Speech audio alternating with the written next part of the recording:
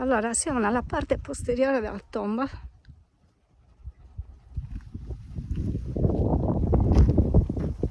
Qua c'è l'ingresso, qua mancano dei blocchi, questi sono i due blocchi anteriori, diciamo, più anteriori, e qua abbiamo il vano funerario. Guardate che meraviglia!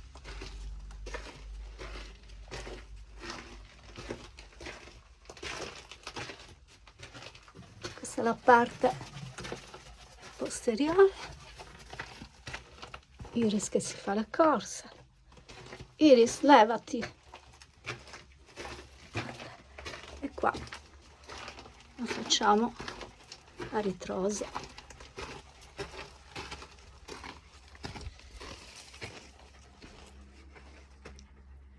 Eccola qua.